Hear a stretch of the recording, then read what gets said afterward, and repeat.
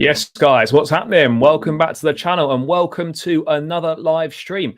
And we are back doing a match preview for Chelsea. It feels like the longest time since we were last in action in the Premier League. Obviously, still at the game against Salzburg, but it's great after the postponements against Fulham and Liverpool that we're now back in Premier League action. It feels like it's been too long. The international break's dragged on, but we're back and there's plenty to get stuck into. We're going to be covering Christopher Nkunku's not-so-secret medical now ahead of a potential move from RB Leipzig next summer. Going to be covering multi-club ownership, a little bit on the sporting director, and looking ahead to Graham Potter's first league game in charge. I'm delighted to be joined by Oli. Oli, thanks for joining me as always, mate. It's a pleasure to chat all things Chelsea. Let's dive straight into it then. News broke kind of late-ish last night from Bild, respected German publication, and subsequently confirmed by a lot of credible sources, Matt Law, etc., Ben Jacobs, this morning in the UK. Christopher Nkunku underwent medical tests, so cardiological tests, in September, ahead of a proposed move to Chelsea. Obviously, Fabrizio Romano saying that, a long-term contract has kind of been submitted to Nkunku. He's keen on the move. Chelsea and Leipzig basically just need to agree a fee. What are your thoughts on all this? Another Bundesliga player? I mean, it's not definitely happening just yet, but are you surprised at this at all? A little bit, only because we were sort of linked with him for so long, and then it kind of died, and now it sort of seems to have come back out of nowhere. I'd be quite excited for the move personally. He seems like it would be a good move. I think it'd be about 60 million euros. Which is just for reference, less than we've paid in total for Cucurella. For one of the Bundesliga's most exciting attacking players. Now, of course, where have we heard that before? But. But I think he's got the potential to do a lot of good things at Chelsea. I think this medical is an interesting one because it's been rightly pointed out to a certain degree. Like, why would you have a medical a year before a transfer? Because you could still get injured. Yeah. But I think largely what it is it seems to be sort of behind the scenes. Long-term conditions. Like you said, cardiological stuff. Probably just to make sure that he is fit and healthy and, like he's not got any underlying conditions or anything like that that's going to, like stop him playing in the future or anything like that. Because that's the sort of thing now that with the increased, number of players who, we're seeing all the time have sort of cardiological issues and things like that. You want to make sure that that you're fit and healthy before you make a big money move. It's certainly an interesting one.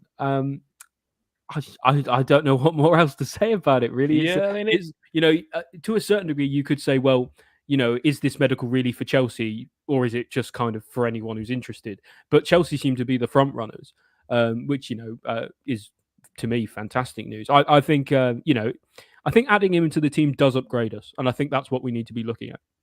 Yeah, I mean, understandably, as you mentioned, there's always a slight trepidation about being linked or being close to signing a Bundesliga forward with immense talent. We've had Timo Werner, which didn't work out. Kai Havertz, the jury is still very much out on him. But I think Christopher Nkunku is different to them. He seems to score goals for fun, but what he can do is he can take people on. He's very good with the ball as well. And we've seen him score a lot of goals in for Leipzig. He gets in the France squad, etc. Now this would be an exciting sign. I mean, there's still a little bit of a way to go. Ben Jacobs was just saying that obviously we looked at getting Nkunku last summer, but it was too expensive. But the premise of him signing a new contract, the contract runs until 2026, was this release clause. So he would look, there's an option for him to go. So I think providing the release clause is met, then it should be all right. Basically, Ben Jacobs just clarifying that Nkunku's medical can be seen as strong groundwork. Chelsea still need to trigger the release clause or make a higher offer than the release clause if they want to get him in January. There's nothing stopping other clubs circling, but it gives Chelsea a big jump, and they know Nkunku is keen. It also provides useful data. And then the next step is for Chelsea and Leipzig to agree on a deal, or for Chelsea to commit to the release clause itself, which would only mean a summer move. Well, to a certain degree, yeah. Like it sounds like it sounds like to a certain degree that Bowley and Co are trying to get business done early because they know how much other things have dragged on over the summer, and they couldn't get all of the players they wanted because of that. So it's certainly an interesting one to see them, like still pursuing targets only weeks after the window is actually shut. Well, yeah, I was going to say it doesn't feel like so long ago that that we're back in the summer window, spending a lot of money. But whatever people think of Todd Bowley, and he's caused, he's made some big decisions. He's cleared out a lot of previous personnel. He's got rid of Thomas Tuchel as well. But he is not afraid to put his money on the table and just try things. And I think it's quite refreshing, to see that the way we are now operating within the market is different to what we've done before. You would never ever see Chelsea pre-planning as much as we are at the moment. I'm not saying we're definitely going to get Nkunku, but we're laying groundwork early. The same with Bellingham. We might be slightly behind the queue, but Bowley's doing everything he can to push us up that queue in the race for Jude Bellingham, making good contacts with his people, making good relationships. He's going about things in the right way. But yeah, it's certainly interesting. I mean, were he to come, I mean, I would almost, I personally would envisage that. I think this could be the beginning. I know Aubameyang's literally just arrived, but the beginning of phasing out Aubameyang. I know he's only just got here, but getting Nkunku in, and then I don't know if you'd use him as a centre forward or you'd use. I'd probably more use him as a second striker, but again, he's versatile. Someone that, and I think that's what Chelsea are looking for in forwards, and that's kind of the modern day forward now as well. Is that you want players that can play you more or less have like line. you have more or less a very more rarely than ever now you kind of have like a standard number 9 and then just everyone who plays around him, I think it could definitely be, like Potter likes versatile players as well, which is important to remember. It seems that Potter and Bowley already seem to have a pretty good relationship. The last time I remember Chelsea doing business like this early is I don't remember how well you guys remember Frank Lampard's summer window when we brought in a load of players after the transfer ban. But we had actually agreed someone. I think Werner and Ziyech would both agreed well in advance. Oh yeah, Ziyech was literally like the January window closed, and Ziyech was done in like the first week of February. Yeah, something like that. And Werner wasn't that much further after that. I think that was done by like April. So it seems that seems to be the right approach in terms of sort of snapping up your targets. I think Bowley and co are really understanding that over the summer is they were playing catch up for the whole summer, and they're under no pretenses that they're not still playing catch up. But if they start earlier than everyone else, they won't be playing catch up by next summer. Yeah, that's the key. I think now we've seen us miss out on players over the summer. We missed out on a number of targets that we would have liked to have got in. I think now more than ever, with the market being so competitive and everyone kind of wanting, all the top teams kind of are going to all be linked with similar players. You've got to move fast and you've got to act early and you've got to put the money on the table quickly to steal a march on your rivals. And I think Nkunku is not just going to have interest from us. There's going to be multiple other clubs that would potentially be interested in him, but you've got to, jump to the front of the queue when you can. I mean, I'm not saying this is going to guarantee us Nkunku, but yeah, you got to be in it to win it, right? But it's definitely put us a long way ahead of any other clubs that would be potentially interested in him. I mean, it's an interesting signing. I mean, you look at other attacking options, and I'm not going to get too into it now because it's a conversation for a few months' time. But we link with the likes of Rafael Leao as well. It's exciting times in the attacking area, and it's something's got to change there. Things have got to improve. But yeah, I don't know. And Nkunku could be interesting. It really could be. But we'll just have to kind of wait and see what happens on that. I don't envisage Chelsea paying more than the release clause in January. I don't think we're desperate for them in January. Unless another club comes in and plays well over the odds of the release clause, in January, it's just not likely that it's going to happen. So I think it's more likely he's going to go for his release clause. And like we said, that does put Chelsea in the best position. And to be fair as well, for a player, for a young player, for someone that's, up and he's proven in the Bundesliga, I know that doesn't always necessarily mean a lot, but he's a proven footballer. And to get one of the most sought after players in Europe for what could potentially be, 60 million euros, about 52 million pounds, maybe a bit more, but in and around sort of 55 million pounds, that's not bad at all, considering realistically, he in this market, whether you agree with it or not, is probably a 70 million pounds football player. Well, you look at what, for example, Anthony went for to Man United, and he's worth more than that. He's better than Anthony, in my opinion. Who just went to Man United for what was it, 100 million euros? Yeah. Yes, 100 million euros, 90 million pounds, something like that. So someone like Nkunku, who probably is a bit of a better track record in a better league, scores goals for fun. it's hard to see it go. Like it's hard to see it being a bad move in theory. Yeah, no, we'll have to see what happens on that. I mean, sticking with transfers very briefly, I've discussed this on the channel before, but I just wanted to get your thoughts very quickly on the midfield. The news about Jude Bellingham. Is that someone? I know that's a lot. It's going to be tough to make that one happen. Real Madrid keen, Liverpool have had long-term interest in it. Bowley trying his best to move Chelsea up the queue. Is that someone that you'd like to see come into the club? Because midfield, again, is an area that needs investing in massively, because it's the one area on the pitch, despite all the money we've spent, that we just haven't invested in. Yeah, of course. Bellingham is an absolutely wonderful, wonderful football player, phenomenal talent, and so young. He's got the potential to go right to the very top. We all know this. He's been England's best player for a few games now. He's clearly showing his worth. There's a little bit of a concern maybe over the price tag, dealing with Dortmund, and then of course the pressure on the young man as well. Like, is he able to handle what he will probably end up being the most expensive British player of all time? He will, he's going to have a lot of weight on his shoulders, and can he handle the pressure? So far he's managed every single step up of his career with absolute aplomb. He's not struggled in any way, so there's no reason to expect that he wouldn't. But Bellingham would be an absolutely massive signing for Chelsea. That's midfield solved for 15 years. Well, yeah, it's ridiculous. Massive. It would be a joke. Crazy. I mean, I do think out of the two, like, interest still retained in Rice. I think Rice would be cheaper and be a lot more attainable. It almost feels like Chelsea have got almost a free run on Declan Rice. But then you would imagine that the club's interested in Bellingham. If they miss out on Bellingham, they could then go turn their attention to Declan Rice. So it's kind of like, whilst it might seem like Chelsea have got a free run at the moment, if the likes of maybe Liverpool or Manchester City, Man United or whatever were to miss out on Bellingham, they may well turn their attentions to Rice, which would kind of heat up that race as well. But yeah, midfield's definitely one that needs to be improved. I mean, before we get into the game, I just want to get your thoughts on the multi-club ownership. We've obviously, Todd Bowley's made it clear, he spoke in that conference over in New York. It's definitely a route that Chelsea want to go down, like Red Bull do, like the City Football Group, to not as successfully as Red Bull, but like they're doing at the moment. Wanting to get clubs by clubs. That's what part of the big meeting with George Mendes was about, trying to purchase a club from Portugal. And then I think a couple of days ago, we had it come out that Chelsea had tried to buy Lyon, which is like, it's just going, isn't it? Just go straight in for a big team. It's ballsy, that. And looked at another one in France, Sochaux. Obviously looked at Santos in Brazil, which is ballsy as well.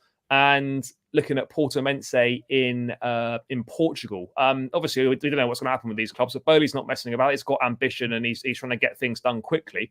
I mean, regardless of the clubs, what are your thoughts on the multi-group ownership sort of thing? Bowley very much is clearly a massive fan of the Red Bull model, looking to get Red Bull people in sporting technical director roles, which we'll get onto shortly. Thoughts on multi-club ownership? I mean, Red Bull make it work really well. The City Group, in fairness, doesn't work as well, in my opinion. None of those players from any of those clubs have gone to play for Manchester City, and that's ultimately the aim, isn't it? Really, to become a first-team player in the main team. Maybe, I'm not sure, because the City Football Group seems to be based more around revenue generation. Yeah, maybe it's more about the money than it is about the football. And to a certain degree, what isn't now. But I really like the model in theory. Like the multi-club ownership model, allows you to especially if you're a wealthy enough ownership group, you'd be able to manage several clubs. You're able to, bring in whoever you like. You can, and with the aim of, strengthening the main sort of club, like you're saying, like we've seen a lot of transfers between sort of Red Bull Salzburg and Red Bull Leipzig, for example. It would be really interesting to see if Chelsea can sort of get a bit of a feeder club network going. There are certain concerns, of course, around ethics in sport and things like that. And is it a little bit sort of insider trading if say Chelsea buy a Brazilian club like Santos, and then suddenly every player who Chelsea buy from there is 20% cheaper than it would be going there for anywhere else. Then suddenly you might have a little bit of a problem on your hands, and that is a real concern. But it doesn't seem, I think the legislation around that is robust enough that it shouldn't be much of an issue. I would really like to see Chelsea picking up clubs, especially maybe South like the America. Brazilian, South America, Brazilian clubs and Portugal as well, because that is where all that natural talent comes from. And absolutely brilliant stuff. There was talks about buying a club specifically so Chelsea could then buy Endrick, the 16-year-old who everyone is raving about, and send him there, because of course, obviously Brazilian rules state that you can't come over to out of Brazil playing football until you're 18, I believe. And a lot of them end up going to like Portugal and things like that. So you see so many Brazilian talents in the Portuguese league. But the multi-club model is, I think, to a certain degree, in a way, it's the future of the elite level of the game. Yeah. And so, in a sense, whether you looking at it from an ethics point of view, a football point of view, or a money point of view, get on the train or get left behind. I think. Yeah, no, I think that's the way the game's going as well. And I think there's big pluses to it. Obviously, getting kind of first pick on talent that comes through those feeder clubs is a big plus, but also the opposite way as well. You can provide those clubs with players, so it's of a benefit to them as well. And also, if you've got players that you want to send out on loan, obviously the loan rules have slightly tightened up a little bit. And Chelsea notorious for loaning out a lot of players. Yeah, it's kind of like what we did with Vitesse. It's just formalizing formalizing a process and actually formally owning a club instead of just having a good relationship with their ownership. Yeah, but it works. You can send players out on loan. They'll get minutes and whatnot. So I think Bakayoko to Santos confirmed. Yeah, you can get. It's got pluses both ways, but it's not something that happens overnight, and it's obviously a work in progress. But Bowley is definitely showing big ambition since he's come in. Whatever you think, and that's what we want to see. I think like we say, to a certain degree, it will be about the revenue generation as well. Because if you can take one of those Brazilian clubs and turn them into an absolute footballing institution like Santos, like a super club, in that part of the world, that's an incredible money making venture. That will all feed into the whole group. So it certainly is something that could really propel Chelsea. What might end up being called like the Blue Football Group or whatever, into the stratosphere. Yeah, I think it's a big thing to get done. I think it's something we are pressing on with, and it'll be exciting to sort of see what comes of that. I'm obviously still looking for a new sporting director, new technical director, whatever they're looking to bring in, 1 or 2 positions. Not too much news on that really, other than RB Leipzig's Christopher Vivel. They have Chelsea looking to him for their technical director as they up their search. I think Chelsea seems to be very keen to bring in a Red Bull guy. Someone yes, because they started with Freund, didn't they? Yeah, looking for that experience working within a multi-club model. It seems to be key to what Chelsea are looking at. We'll have to wait and see what happens on that, but I'm not going to bore you with that. There's nothing really too much to update on. But mate, Chelsea back in action finally. Premier League's back. It's been a decade. We're 8 points off the top of the table with a game in hand, or maybe a couple of one game in hand, I think. So despite the tricky start, it's not all doom and gloom. We are there or thereabouts, and it's early days. And it's still early days. Obviously, Graham Potter's first Premier League game in charge. It seems weird. He's been in charge for 3 and a bit weeks, and he's played 1 game. Yeah, which we didn't learn an awful lot from in the Salzburg game. No, especially because he came in, and he didn't really have the much classic time. go with experience in your first game sort of thing. Exactly. Like Thomas Tuchel did as well. It's very exciting to a certain degree because now a lot of the players who have not been on the international break, and some of the ones who will have had more or less a 3-week crash course in Pottonomics, in sort of like in Potter ball. And so it's a really, really interesting idea. We almost get like a little mini preseason out of it in a sense, just so players can learn the fundamentals and the basics of Potter's system, and that will really help us. No, I think it will, but obviously, unfortunately for us, the majority of the players that are going to play missed basically all of that because they're away on international duty. So whilst it would have been beneficial for a lot of the younger players and for the guys not on international duty, so your likes of your Loftus-Cheeks, obviously, some of the younger players, Amari Hutchinson, have been training with the first team as well. It's going to be beneficial to a lot of guys that stayed behind. Obviously, not so much benefit to the guys that were away, and those are the guys going to be playing a bulk of the minutes. But there's a chance for Potter to, get comfortable at Chelsea, familiarise himself with the surroundings of the club, get more used to it. So I think he would have been glad to have had this time to try and get his ideas across and to kind of settle in a little bit more. But I mean, to say it's been a mixed bag this season from Chelsea is putting it lightly. You don't really know what Chelsea's going to turn up from game to game. That'll be one of Potter's first things that he's got to change. It's getting that consistency. I mean, and starting away at Palace tomorrow would be the perfect start. I mean, how are you feeling heading into the game? Because it's been a while since we played. The form's been up and down. I'm not really sure how to feel about this one, if I'm being totally honest. I'm quietly confident, like we expect a new manager bounce. It will come eventually, and so we've had to wait a little bit for Potter's first sort of Premier League game. But I don't see in theory why his system with the quality of our players won't beat Palace. Yeah, I mean, if only it was that simple. I mean, Palace are good at home, to be fair. Selhurst Park's it's a difficult place to go, Selhurst Park. Patrick Vieira's doing absolute miracles with them. Really well. He's doing a really, really good job.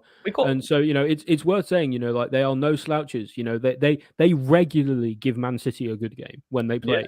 Yeah. So like it's not going to be an easy one by any chance. But I am confident that we're going to have enough in the tank. And to a certain degree, I think that's going to be because they might, in a way, not really quite know what to expect. Of course, it's Potter's system, so they would probably be looking at a lot more Brighton tape than they'd be looking at Chelsea.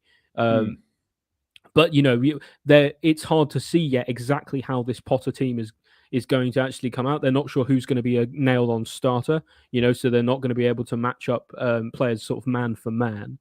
So they won't have as much preparation and in-depth preparation as I'm sure they would want. Yeah, no, that's for sure. And again, I think the personnel will probably change slightly, but also got to take into consideration who's played a lot of football over the international break, who's had the most travelling. Exactly. I know. Obviously, the game's kind of finished Monday, Tuesday, so there's been a bit of recovery time. But by the time you've got back to base and stuff, it's not long. So it's only a few days. Yeah, that could influence the team decision. You may see some players starting that didn't have any international football at all over the break. Maybe Loftus-Cheek. Obviously, we'll discuss that when we get to the team selection. But I mean, it's vital now that Chelsea start picking up wins in the league as soon as possible. We've just got to start getting more points on the board and get ourselves back into that kind of top four positions. Get ourselves in the conversation for the Champions League places, which is a bare minimum this season, and still more than attainable. Do you think Potter's would have learned a lot from his short time here? Do you think he would have looked at that Salzburg game and will kind of take bits of that into the Palace game? Are you expecting to set up in the same way?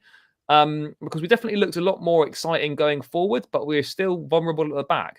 No doubt. I think to a certain degree, I think our vulnerability at the back was probably Potter's choice, which is political with a small p, to go with experience, to win over the captain and the more senior players in the team. But Potter will have looked at that performance and seen some good things and some bad things and known what needs to be ironed out. And then he will have spent 3 weeks, training the fundamentals of his system into at least some of the players. Maybe not everyone who's going to play. Not everyone who's going to play against Palace will have had all that time for training and things like that. But they will have had some time, and hopefully. Sort of drilling in the fundamentals of the system to a few of the first team starters who maybe didn't go internationally, players like Aubameyang or someone like Kovacic or Kante, who have both been injured and been coming back. That is going to be really valuable. Yeah, no, it certainly is, and it's going to be a tricky game. We're under no illusions. This is the first game that kicks off a run of, I think, 9 games this month. We're pretty much playing weekend midweek for this whole month, across the Champions League, across the Premier League, and across the League Cup campaign begins as well. So the games are coming thick and fast. We're going to have to use the squad, and even at this early stage, this kind of October has almost replaced the Christmas period, and this could this could make or break the season. Even at this early stage, if we get through this well, that can kind of set us up for the remainder of the season. But it's a weird one, though, because any momentum you gain now is going to be killed by the World Cup in December anyway. Yeah, so it's true. You, in a sense, if you're there or thereabouts by December, you're in with a good shout. Everybody is. Because you're only really out of it if you're completely out of it by December. Yeah, but I think it's important as well to say that, the fact that because of postponements after the World Cup next year, we've got to play Liverpool and City twice. Because Like we need to get It's as many be points important on to the pick board. up points. Yeah, we've got to pick up points and get them on the board before the World Cup, But because we've got a after the good run. World Cup, it's tough. Am I right in saying this 9-game stretch we've got is a reasonably good run? You know, like It's okay. There's a few tough ones though. I think we got obviously we got got Man Milan. United. I know that. We've got Milan twice. We've got I think we've got City in the Carabao. I think we've got Man United. We've got Villa away. I think we've got Brentford away as well. There's winnable games and there's difficult winnable ones. games. There's opportunities to trip up, and then there's 50-50s. You know, Yeah. especially looking at that City game. But you know, do you know what? Nothing will be better for the players learning the system and, you know, continuing to really understand Potter tactically by just playing these 9 games in a month. You know, it'll be a real trial by fire, a real gauntlet. But, you know. Yeah. And then Potter himself in the press conference, you know, when he was asked about, you know, the run of games, his response was just bring it on. I think he's relishing the challenge. He's someone, I think, you know, he's probably waited a long time for this opportunity in his career to manage a big team. He's worked his way up from the very bottom. I think he's going to thoroughly enjoy it. He's fully aware of the pressures at Chelsea, and you know there's not a lot of patience in the game. But yeah, we have to roll with it. And I think these matches, he'll also learn an awful lot about these players, and he'll learn an awful lot about himself, and he'll learn an awful lot about what tactics to kind of employ going forward. And I think the good thing about Potter is that whilst we might set up like this on the screen, we can switch formations so easily. It can go very tactically versatile. It can go to a back 4. It can go to a 3 in the middle. It can go to a 3 up top. You know, we might attack like this, but defend in a 4. You know, there's multiple options. So like, it's very much, you know, you watch Potter at Brighton. The system changes. You know, you might attack in one system, defend in another, but you're switching between systems quite a few times in a game, which obviously has got its pluses, but I guess there could be drawbacks as well if the players aren't fully on board and understanding kind of what's expected from them in each system. But in terms of the team news, then still no Edouard Mendy. He's not ready yet. Possibly could be next week for Milan. So that kind of gives Potter a bit more time before he has to actually make the goalkeeping decision. There's no Cucurella with illness. Kante's still not ready, even though he's been out doing some stuff on the grass. And other than that, everyone else is fit and available. Also, there's no Chukwuemeka. I think he's obviously picked up something whilst he's been away with some of the England junior side. So, I mean, Oli, it makes it simple in goal. It's going to be Kepa. I mean, this is another massive opportunity. I mean, yeah, and you know what? Really nail it down. I think people were very, very harsh on him after the Salzburg game. You know, the goal that we did concede was a horrible deflection, in which he was already diving the wrong way. So it's going to be really difficult for him to save that. You know, there are only a handful of goalkeepers, in my opinion, in the Premier League or in the Champions League who do save that. You know, and he did pull out some good saves. He looks confident. He looks ready. I see no reason why his confidence should even be impacted at all. If he has a good game, put him in the next one. You know, if he keeps his run of form, Mendy has been struggling. We all know this. If Kepa keeps up his relatively good enough form, there's no reason for him not to be the starter going forward. Yeah, no, 100%. This is a big opportunity for him, and I think his credentials probably suit more what Potter likes from a goalkeeper. Someone that, you know, his goalkeepers get a lot of touches on the ball. They almost act as an extra outfield player. You know, he likes them to set up moves from the back. Distribution's really key. Those are all strong points of Kepa's game and probably Mendy's worst part. So it's going to be really interesting when he does have to make a decision what he goes with. Mm-hmm. We're going to presume it's a back 3 because I'd be surprised if it wasn't. So we're just going to go with that. We saw obviously some interesting choices. We saw Cucurella in that 3 as well. We saw Thiago Silva and we saw Azpilicueta. Now, what a weird back 3 that was. It was an odd back 3. There's no Cucurella. Thiago Silva's been away with Brazil, a lot of travelling. He didn't usually tend to feature under Thomas Tuchel after he'd been on an international break away with Brazil. A lot of travelling, particularly at his age. I mean, he did feature sometimes, but do you think this could be a game where Silva is rested because of all that travelling he's done, or is it kind of too important? I mean, I would expect Fofana to come back in, and I probably expect Koulibaly to come in as well. I would, yeah, to a certain degree, I would expect that. You know, listen, we all love Thiago Silva, but he is no spring chicken. So, you know, it's perfectly understandable that his body just doesn't quite get right up to fully fighting fitness as an elite athlete quite as quickly as the people who are half his age.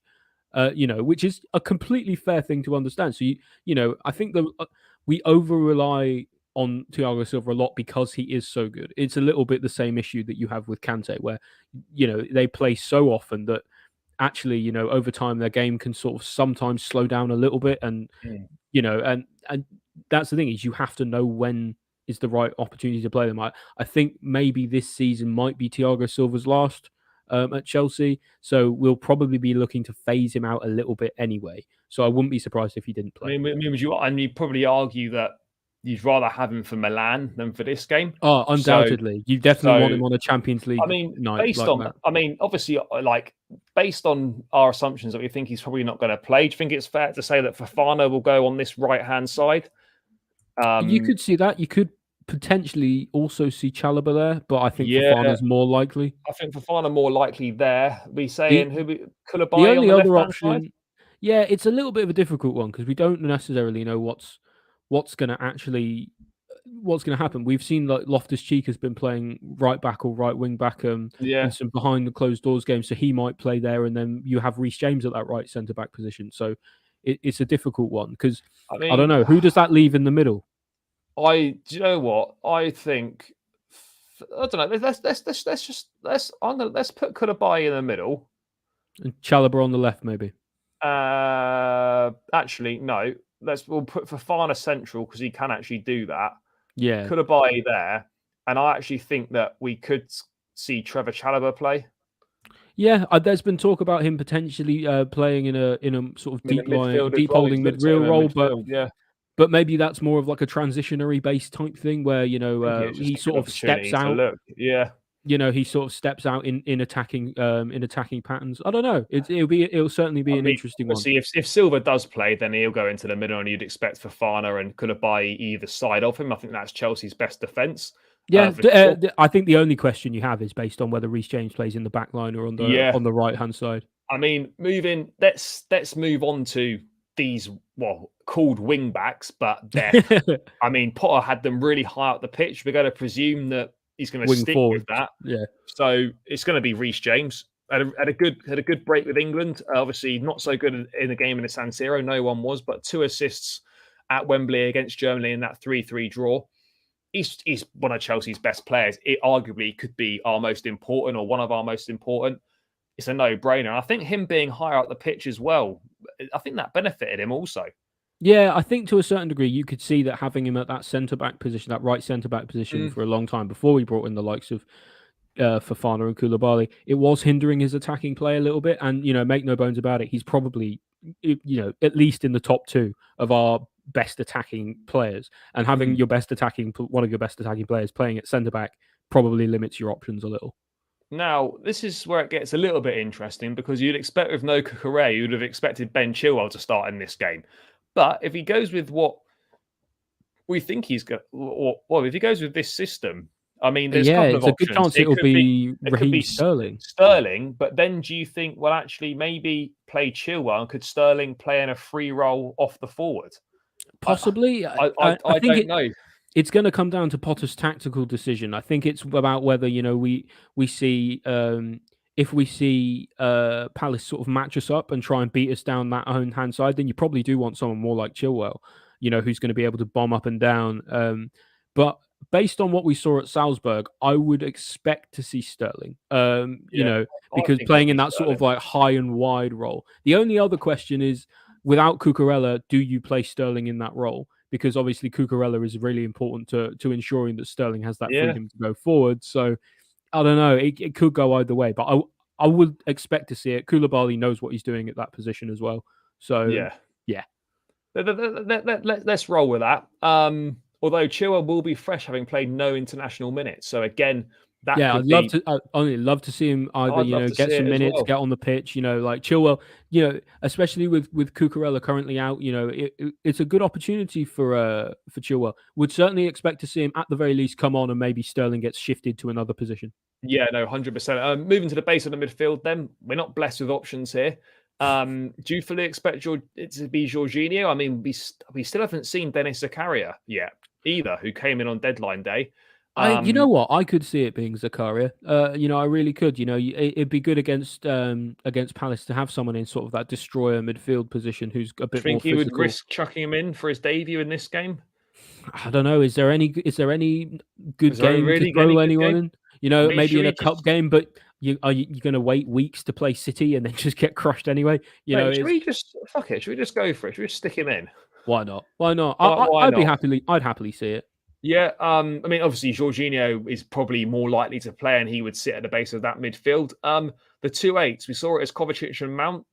We've obviously got Loftus-Cheek, who's not played any international football, returning to Palace. He had a loan spell there. Conor Gallagher returned to Crystal Palace as well, where he had a successful loan spell also last season. Would you go Cover and Mount again? Do you think there's a chance for Ruben to start? Maybe given that. I think Cover and Mount is what probably I would expect to see. There's questions about whether Mount, I think to a certain degree, Mount had a decent-ish international break with England. Did all right. Yeah, he didn't scored a very good goal against Germany. Played very well. He didn't play against Italy, and I think he obviously played a half hour against Germany. Yeah, and he scored a good goal. Played really well. He did score a good goal. He made a difference. So I think Mount probably plays on merit of that. Kovacic is just too good to ignore. Do you like him playing deeper as well? Because I think a lot, naturally, it suits his game a lot more. It does suit his game a lot more. He's a bit more of a late arriver into the box. I think if you play him out on the wing, while he's got the energy, he doesn't have the creativity, and he's not a player that can cut inside as easily as someone like Sterling can, and he's not necessarily got the acceleration to beat someone off the ball like Sterling can. So, I would expect, and a bit further back, Mount's able to pick that pass a little bit better to someone like James when he's overlapping, or, Sterling on a diagonal. Yeah, and obviously when those guys get forward as well, these like the Kovacic drops in to cover that space and defend. Zakaria will get across. Koulibaly can step up. Obviously, Mount can come across and do some defensive cover in there as well. So whilst you are playing a high line, when those players are going forward, there are options. Yeah, those three kind of rotate into that one defensive role. I think Mount's good for that because and it's the same reason why someone like Conor Gallagher probably might come on at some point as well. I would expect Ruben Loftus-Cheek to probably end up playing in a more wide position, probably maybe where James is. But someone like Conor Gallagher, certainly that sort of that energy that he brings to the squad. The only thing he's got to watch out for, obviously, Conor Gallagher is just not being too rash. Temperament. Don't be too eager to impress. Exactly, just put his head down and play his football, and that's what you need to see. Yeah, exactly. And there are options in there. I mean, obviously, moving to the front two or kind of one up top with sort of someone floating in behind. Let's go with sort of a floating role. I mean, this is a no-brainer for me. What hit me? So I think you have Havertz in the floating role with Aubameyang up top. Yeah, you don't think Brozier's Brozier deserves a chance? I really like Brozier. I think he deserves certainly to come off the bench at one point. It's mainly only because of sort of squad politics. Aubameyang's the senior player. He's been brought in the summer for a fee, and he he earns more, deserves to play, and he will. Him and Brozier will both have been training a lot. I don't know. Did Brozier play? I think Brozier must get called up for Albania. He must get called up for Albania. So if he's gone in the international break, Aubameyang's probably had more time to train. And then, if you're only going to choose sort of like one out and out striker, in that case, it's probably Aubameyang. And Havertz plays that floating role so well because, he sort of, I think that people, it's that classic thing people saying of, well, what's Havertz's best position? And I think the solution to that is just having him play all of them. So just find out playing all of them. It's a big game for Havertz this because we saw what he can do for Germany. I mean, admittedly, he had a poor and Potter will have looked at that. Potter would have seen that. Again, he's got different players around him, of course, but Havertz never shoots for Chelsea. He would if that first goal that he bangs in, which is a great goal by the way, he doesn't even take that shot on at Chelsea. He just wouldn't shoot. So but you know what? 2 goals, bit of confidence. You never know what can happen. You never know. And I think it's important as well. We just need to. And Aubameyang will be. When we saw Aubameyang play against Salzburg, we were all a bit concerned. It doesn't look fit. But he didn't look fit. That was the thing. So it was 2 things. He didn't look fit, and he also looked a little bit standoffish on the ball. He probably worried about his injury. Because to his jaw. Of all things, you go up for a clash of heads, and suddenly you were out for months. You could see he was playing within himself. Yeah, he was playing a little bit sort of, reserved, retrenching a little bit.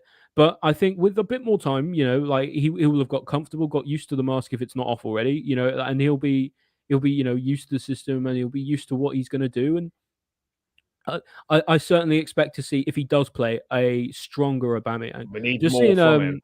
yeah, just seeing in the comments there, Blue Star FC saying Sterling is not a wing back. Oh Yep, yeah, no, he's completely not. agree. But the formation is a little bit different on paper to what it is in the in game. You know, Sterling, like at the Salzburg game, will probably play very high and very wide, sort of like touchline winger style. Same, you know, right up top there. So yeah, while he's a left wing back on paper, no, I wouldn't expect to see him doing much No, dropping back. he won't do it. He won't do any defending. Well, it'll be minimal defending. He'll do. I expect Zakaria to probably step out into that left hand side to Yeah, defend him or Kovacic probably yeah, for in sure. just in this group that we've got. I mean, look, that doesn't look bad. No, You know, it's got creativity. It's got a strike force. It's got pace.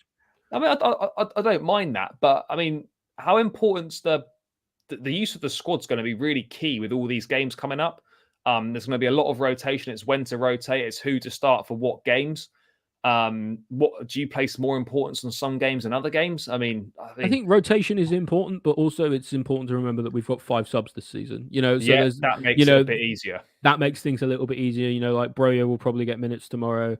So Broja will get minutes. Loftus-Cheek will probably get minutes. I'm trying to think who else. Chilwell will get minutes. I imagine Gallagher might get some minutes. Gallagher might get some minutes. One of Zakaria or Jorginho, whoever's on the bench, will get minutes. You'd hope so, wouldn't you? Yeah. Yeah, like there's going to be a lot. There's going to be a lot of substitutions, and so everyone's going to have their opportunity to impress.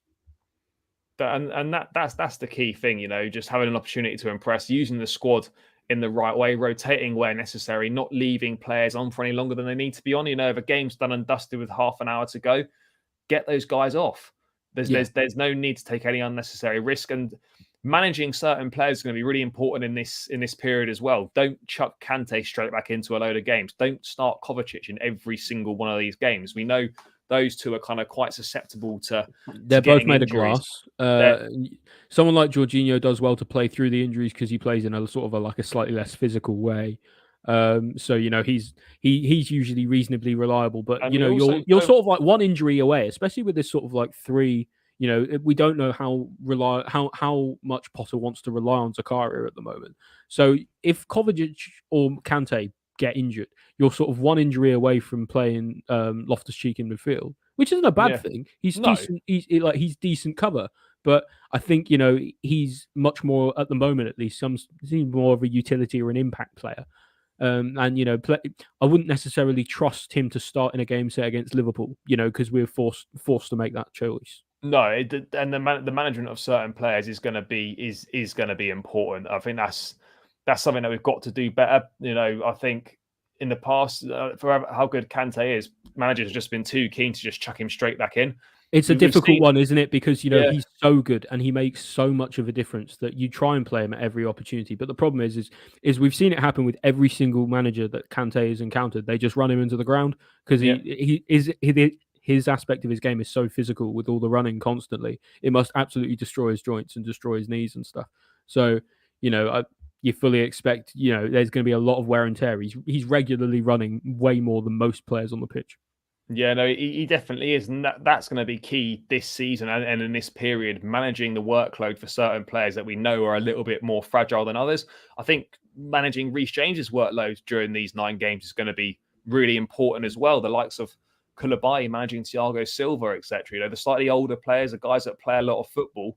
James will be a really interesting one because we don't really there's not really an option for depth up there. So I would expect to then maybe that if Loftus-Cheek doesn't see that game, maybe he sees another game. Playing at that sort of like right wing back role because he's kind of the only other one who can do it, and he does it to a reasonably good degree. I think we can all say at this point that we can rely on Loftus-Cheek to fill a gap. So it's going to be about managing. Certainly managing the squad, but Chelsea have a big squad and we have capable players. There's no reason not to get as many wins out as possible over the next 9 games, especially with sort of this sort of Potter gauntlet trial by fire that he's got coming. Yeah, no, it's going to be a big test for Potter for sure, and we've got to be patient. If we lose a few of these games, which could well do, we just need to. I know it's easy to say. I'll be the first one when we're losing to be getting getting annoyed, getting pissed off at it. But you've just, unfortunately, as we've got to readjust our expectations. We've been so spoilt in the Roman era, just used to winning trophies. This is the first time, really, I think, in my time following Chelsea, that we're going through what you would call a major transition, and we've got to lower our expectations. A little bit, yeah. I think we've got to win. We might not win any trophies for the next couple of seasons. We might there's not. Every option with that, but I think there'll be a lot of members of the fan base who won't be very happy with that. Big top 4 will be really important. Yeah, Blue Star FC saying again, we need this win because top 4 are playing each other. Well, you've got the likes of Spurs. You've got the North London derby this weekend, so picking up points is going to be really, really important. Yeah, Manchester derby as well. So you got a lot of good opportunities here, and like we say, Palace are no slouches. They play a very good game of football, but I'd much rather play them than Arsenal or Spurs at the moment, and they're playing each other. Oh, yeah, 100%. And these are the games that we've got aspirations of finishing in the top 4 or getting as high at the table as we can. And no disrespect to Palace, because they're doing well. Patrick Vieira's doing a great job. You've got to be winning these games if you're playing for Chelsea. I hope that's something that Potter recognises to a certain degree, because he's coming in from a position of being sort of that more underdog manager, playing, and he's not the underdog anymore. He's expected to win. Do you know what I mean? So and like we say, there's going to be a certain amount of expectation on him, whether it needs to be lowered or whatnot, but there will be an expectation there, for results and not only now, but results at the end of the season as well. So, and I'm sure Potter will know that. He knows the pressure and he understands the club. So I guess we'll see. We'll just have to wait and see, mate. Just to round out then, I mean, where do you see before we get to score predictions, where do you see the sort of games being won and lost tomorrow? I mean, Palace is decent. They've got decent threat up front, the likes of Eze, Zaha.